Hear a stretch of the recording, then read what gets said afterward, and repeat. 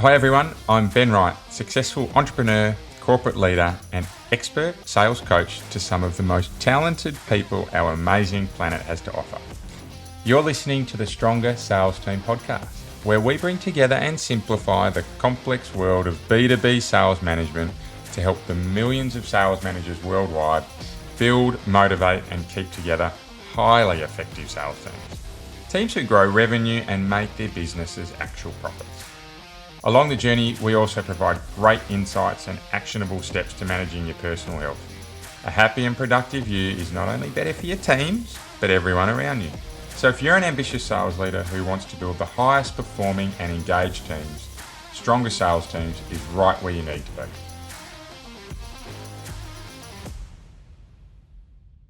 Welcome back to Stronger Sales Teams, the place where we provide real-world and practical advice to help you develop superpowered sales teams. Today, we have a man who, for the first time ever, has a surname that I'm going to be shortening when we introduce. His name is VanDee, and I'd love to try and pronounce your full name. I think it's VanDee Woestijn. Whether or not I have that right or not, you can tell me in a minute.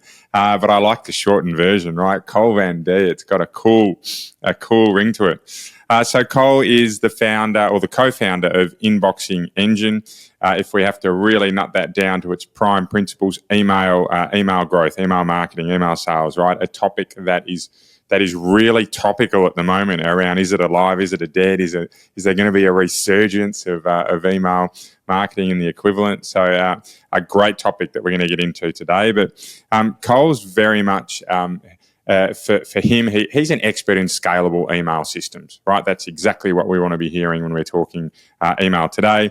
He's helped brands uncover hundreds of millions of dollars, or 106 million is his bio to be precise, but in found revenue. And what we mean by that is new revenue, right? That you wouldn't have necessarily got otherwise.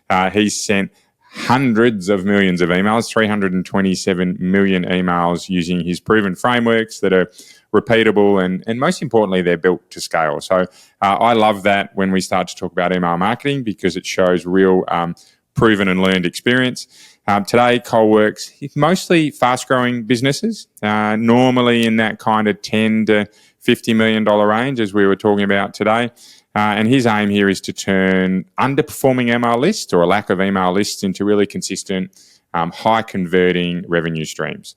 So Inboxing Engine, as you can imagine from that kind of bio, that the team's focus there, it's more about doing more with less. So aiming to build plug and play, repeatable, scalable email systems that really boost the return, their ROI, without getting hit in that horrible folder that we call spam. So he's helped lots of people. We've spoken about examples, but one in particular, he helped one of the founders of Full Stack Marketer. Take his list from nothing into $1 million a month, right? Not too bad from just an email outreach point of view to generate that type of return. So, Cole, welcome to the Stronger Sales Teams podcast. Lovely to have you. Thank you for having me. I should hire you to record a sales video for my agency, because that was like a great descriptor of what we do and how awesome it is. So thank you. Look, my pleasure. It's fair to say I've done a few of these along the journey. But please tell me about Inboxing Engine and tell those listening about what Inboxing Engine do. I've been doing email for a little over 4 years now. And at first it was more of kind of a rebirth of my entrepreneurial spirit. I had a copywriting agency before, didn't love writing copy. And for anyone that doesn't know what that is, just writing words for advertising, anything that's written for sales. And so I ended up diving into email and found that all the data that you get back from email, like open rates, click rates, sales, and conversions, is very useful and very much a pattern to be uncovered and then used to build systems that can be repeatable, duplicatable, and scalable for pretty much any company, any product, any service. And so over the years, I've been able to really define out what that pattern is and how to build duplicatable and scalable systems for companies looking to really significantly scale their revenue through a lot of different means, mostly paid advertising, some of them organic through going viral on Instagram or YouTube or whatever it may be. And so, yeah, we've been doing that now for several years, helping people extract a ton of money out of their email list and having a lot of fun while doing it.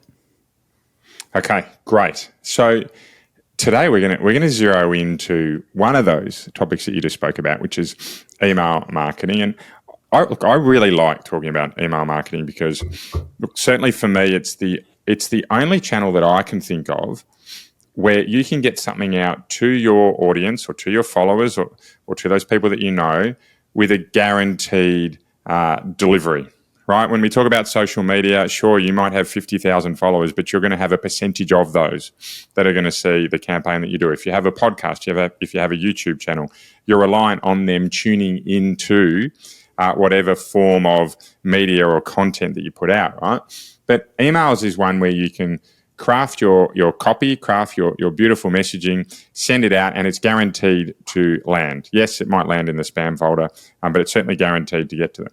So for me, I've always had a special spot for email marketing as one of the multi-channels that you focus on. I have never, ever focused heavily on email as your sole outreach channel because I think there's significant flaws there. But the question I have for you today is do we need to hold a burial ceremony here for email marketing, or on the other hand, should we be celebrating a rebirth, right, or a return to vogue of email marketing? What do you think, Cole? Yeah, I mean, it really depends on what you really want to do with your business at the end of the day, what you want to do with your company, what you want to do with your career. Certainly there are many companies that are very successful without email. And I think they're probably working a little harder than they need to. Email, the way that I look at it, isn't the silver bullet. It's not the magic trick that you pull out of your hat. But what it is it's a buffer and it's guaranteed margin. And if you use it consistently and properly and effectively, what you're going to find is extra money. And anyone in sales knows the money is in the follow-up, and there's no better way to be consistent and to follow up than something that you can write up and send out pretty much automated into the future to make sure you're getting that extra touch point just so you can build that know, like, and trust factor. So is email dead in 2025, 2026, 2027? No. And is AI going to destroy it? No, it may change it, but it will be here for a very long time. Yeah, okay, great. I'm glad you said that because I'm wearing white, not black today, and I don't think I'm prepared for a burial or a remembrance ceremony. But so email is well and truly still alive. I like the piece around how AI is going to ascend great programs. Personally, I don't think it's going to take over. In fact, for me, I think AI is changing so rapidly that whatever we're talking about today is going to be different in a few months' time anyway. But what I'd love to talk about is some of the basics around getting email marketing right, but in particular, how you build out scalable systems. So if you're looking to build out, let's start with the assumption that you have an email list. So If you're looking to build out a scalable process with an email list that you already have, how would you go about doing that? It's incredibly simple at the end of the day. Like the executable stuff I do for clients that are doing 20 million a year or 100 million a year is the same. So if you have an email list already, you want to be communicating with them as much value and demonstrating that you can help them by actually helping them as you possibly can. And I'm talking 70 to 80% of the time, it should be just that. And then that following 20 to 30% of the time that's left over, that's when you may be asking for them to show up to a seminar or an event or to purchase something or to get on a sales call or to book a demo or whatever that process may be for you. But yeah, reaching out with value as much as you can, as consistently as you can, as frequently as you can, builds a center and source of truth for your audience, for them to go to get help, information, guidance. So that way they're not going and finding your competitors on search or on YouTube or on podcasts. It gives you that upper hand. Okay, great. And is there a format to how you go about doing that? It's very clear. Create value, ask for something later, right? Value 2/3 of the time, ask for value 1/3 or less. Sorry, ask for something 1/3 or less. Is there a great format that you've seen work really repeatedly here? When you say format, I assume you mean by like maybe a cadence or ascending structure. Is that what you're? Yeah. Cadence, structure, how you format those emails, the type of, is it visual, is it video, is it written, right? Those type of things. Yeah. Yeah. For a majority of the companies that we work with, it's going to be text-based emails, and we may link them to video. We may link them to a blog. We may link them to an audio source of some sort, maybe a podcast. For the most part. But yeah, text-based works really well. And with the new AI summaries that are in inboxes, which we talked about, it could be different by the time people are listening to this. But right now, they're even summarizing those up for people that don't like to read long stuff. So you're going to be able to still communicate with both audiences, which is great. Great. Okay, got it. And would the approach differ if you're looking to build an email list versus if you had an existing email list? I would say probably a little bit. And the biggest differentiator, I would think, if you're just starting out, don't have an email list and you're building one, the easiest way to build an email list is to build a newsletter that becomes that source of truth of just pure value, tips, tricks, trainings, how-tos, hacks, insights into an industry or a specific problem or whatever it may be. So I would almost lean way more into value for quite a while as I'm building up that list. And then as I have a strong enough audience, maybe 100 or 1,000 emails in there, then maybe I'll make an offer that's specially for them of some sort. Maybe it's booking a call again or a demonstration, or depending on what your business is will really dictate what that offer ends up being. But I would even want to offer more value. It's kind of like building your own social media platform that you own and control the algorithm of. So it's a great way to build up an audience. Yeah. And look, I subscribe to probably 8 or 10 email newsletters. I probably read 1 in 10 of those newsletters that come out, but I'm on that list, and occasionally I see something of value, right, and I jump in and away I go. So you can certainly see the value in there. Okay, and so how would you go about building a new email list? You're a business that's wanting to grow. How would you do that? Well, the way that I've done it, I'm mainly in the direct response marketing industry. So we typically would run ads. That ad would have somebody download some sort of free guide. Maybe it's a how-to ebook or a PDF checklist or a cheat sheet, or I've even seen a lot of people do, they want to acquire agencies or work with agencies. So then they have like P&L sheets that you can download for agencies. Alex Hermosi gives away SOPs and stuff like that to build his email list. So giving something away for free, maybe it's a free webinar, a free training of some sort. Outside of that, you could easily just build an actual newsletter. I've just got connected with a guy who runs a automotive industry newsletter itself, and it's just innovative insights into the automotive world and what's happening in the world of tech when it comes to automotive. And people want to sign up because they want that information. So, yeah, cool. Okay, so we've spoken a little bit around how you structure out an email campaign.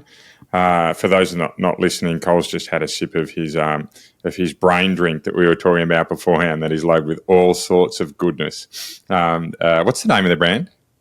It is New Tonic. New Tonic. There you go. I had no idea. This is for a guy that doesn't drink coffee and flies through the day on water with a little bit of salt added into it, a little bit of electrolytes every now and then, right? New Tonic. How I'm behind on the world of high performance drinks. But sorry to digress, everyone. But so we come back. So we're talking about structure, right? So how we structure our repeatable email email communication flows, right? Whether it's an existing list or a new list, right? Very much focusing on value as the prime mover, the prime driver of the structure, with an ask that comes certainly less than kind of 30% of the time is what we're talking about here, right? So creating value first and then an ask coming once you've created that value. Right? How about systemizing that so it becomes really repeatable? If you're a business that is in that $10 to $100 million range and you have an email list or you're building that email list, right? How would you go about systemizing that structure that you've spoken about? Yeah, so it comes down to either possibly having, you can have an actual human being writing the emails and sending the emails and all that fun stuff. Or you could easily build automations that handle this for you. And those automations would basically trigger based off of engagement. So if someone opens an email on Monday about baseball, then on Tuesday, they would get another email about baseball. And then if they open that one, they would get another one about baseball. And if they don't, they might get one about maybe football. And so you can build lots of different types of systems, again, depending on your business, your audience, a software, someone that sells enterprise level software to Fortune 100 companies, you're going to have a significantly different audience than someone that sells teapots to grandmas in Asia, right? It's all going to be really dependent on your business. But at the end of the day, it's going to be value based, and how you end up doing that from a execution standpoint will depend on, one, the importance of email for your business and going forward. So having an actual person do it for you, or if you want to automate that, what does that automation need to look like? And what are the kinds of topics that your audience would want to learn about and read about? Yeah, great. First time I've had someone reference as an example selling teapots to grandmas in Asia. So if you're in that business, make sure you look up Cole, right? Because that is about as specific as your niche as you're ever going to get. Okay, so I really like the piece around systems, particularly around a personalized system, right? You get an email about baseball, you open it, you get another one about baseball. In your experience, is this manageable through your CRMs like HubSpot, Go High Level, Salesforce, PowerDrive, all those type of programs? Or do you need to be looking at a very specific nurturing or email campaign type of SaaS? Yeah, no, most email softwares, HubSpot, GHL, in different CRMs and different email platforms, they have these capabilities built in. They would be action or trigger-based automations or flows or whatever it may be called, anything that's something that's automated in the system. And yeah, it would be based off of, if someone opens this, then this action happens. And if they don't open this, then this action happens. And that action would be send them this email or send them that email. You could, I like to do even more intent based. So if they clicked a link in this email, then I want to send them this. You go really deep with that. But most email systems are going to allow for that. It may require a little bit of learning, and you could obviously ask the supports, chat bot that's on any of these sites when you're logged into your dashboard for the article on exactly how to do it. Yeah, cool. Okay. So the messaging here is get your structure set up. So that is how you're going to add value to your customers or your potential customers. Get the modality of that right. Sounds like text emails is the ones that you're really leaning into at the moment. Systemize it so that you are leaning into what people are interested in rather than just a generic email campaign, right? That for me is probably the aha moment here, particularly for sales leaders listening that work closely with your marketing teams, right? You're going to need to get some support from them to be able to have a number of campaigns running here rather than just one, right? And all this is time. It's a day or a half day to set this up. Okay, great. So a few little fast questions to fire at you. Getting stuck in the spam folder, right? Based on your subject line, myth or real? Possible. Right. Yeah, very much possible. Yeah. Do you need to pay much attention to your subject line from a spam point of view, or would you focus more around engagement? That's a great question. The subject line will carry more weight in whether or not you will get filtered into the spam. So if you use spam words in the subject line or have something that would trigger spam, like all capital letters or a bunch of emojis or something like that, then you will be more likely to hit spam if it goes into a filtering decision mode with the ISPs like Gmail, Yahoo, or Outlook. So it does get weighted. All right. Yeah. So I need to avoid spammy words there. I listened to a podcast recently, and it said subject lines, 3 things that are really trending is have a number, have the word new right in brackets, or have something in brackets at the start, and then have one word in capitals. Do you agree with those, or more importantly, do you have any subject line recommendations that you're rolling out now? Yeah, sure. That's great advice that's been around for a very long time. Subject lines are just like headlines. And so they're going to operate that way. The psychology is very similar. You want to be able to capture their attention and get them interested. And people are more likely to consume three new tips for X or the 2 or the 5 hacks for this or the 7 ways to this kind of thing. That stuff does work well. I think more important than the subject line is the sender name and the reputation in which you hold with the audience that's receiving the mail. As time goes on and you build that relationship with your list, your name will hold more weight than the subject line. If you've shown enough value, if you've shown enough goodwill, if you've demonstrated you can help them by helping them, then you are 10 times more likely to get somebody to open than if you have a clever subject line. And I've tested this at scale in a lot of different industries with a lot of different brands. And every single time you can use a really bad subject line that does not work, and you pair it with really great reputation, put it in the middle of an awesome value series, and it will still get great open rates. Okay. All right. Great. So it's about sticking to the mantra of creating value, and in time, the name carries more weight than the subject line. Cool. Any other tips for increasing engagement or open rates? I'm scared to share this, mostly because if everyone does this, I'm not sure how much longer it'll work, but more people are starting to become aware of this. So if you have the opportunity to send your email, let's call it 7 a.m., you and everyone else is sending that email at 7 a.m. And so there's 2 options here. You could send it at 6:55 a.m. and get there first. And you might get lucky and someone opens their inbox and they see your email before the flood of emails. That's possible. And then the second option is to send your email at 7:05 or 7:10. And once everyone else's emails hit, then yours hits at the top. And so when someone opens their email at 7:30, all the 7 a.m. emails are at the bottom, and the top one would be yours at 7:05 or 7:10 a.m. And so that can help tremendously with getting people to open, because if they get 30 emails a day or 50 emails a day, they're not reading all of those, and they're probably not like really intentionally skimming the subject lines to see which one's the most exciting.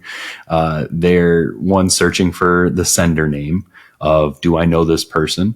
And if not, then they're going to start at the top, the bottom, and then they're going to kind of filter through the middle, is what I have found. So that's a great tip to increase opens, is to just delay your sending by a few minutes and see if that helps.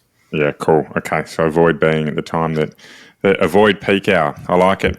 Okay, last question for you, Cole. You are a sales leader of a business right now, wanting to turn on the growth engine for the next 12 months. Where would you start? I'm the sales leader of the business, and I want to turn on the growth engine for the business. Yeah. All of my classical training in consulting companies that are doing $1 million to $100 million a year tells me to find the one thing that is working extremely well, and to do that at full scale and do as much of it as I possibly can, and scale that one thing and get as many people doing that one thing as I can. And that has proven time and time again, regardless of the business, regardless of the sales cycle time, the sales price, the industry, that works. And it's worked every single time. And so that's what I would come in and do. Cool, I like it. Acknowledge what you're good at, double down. And in the words of some of my friends up here, go full noise, right, on making that happen. All right. Excellent. Thank you. Cole VanDee, where else can people find you if they'd like to spend a little bit more time with you after today? Yeah, all of the social media platforms at Cole VanDee, VanDee. And if you are interested in what we're doing at Inboxing Engine or want to grab some free resources and stuff like that, they can do that at inboxingengine.com. Excellent. Thank you very much, Cole. Been terrific to have you today. For everyone listening, we're in a series here of updates on the roads to Cairns. Cole, I'm doing a triathlon Ironman. Well, I was doing a triathlon Ironman in about 5 weeks' time, so I have ramped my training significantly. And for everyone listening, the update for this week is ramped training too fast, torn calf.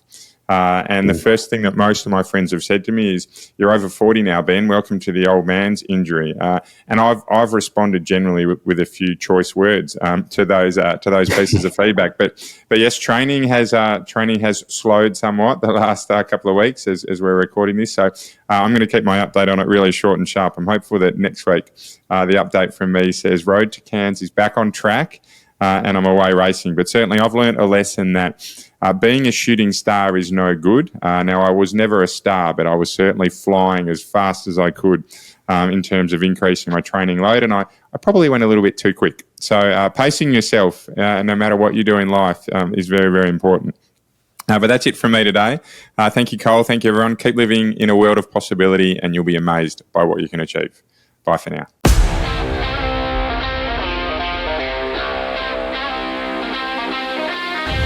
Want to be kept up to date with any of our free materials to help you build the best sales teams possible?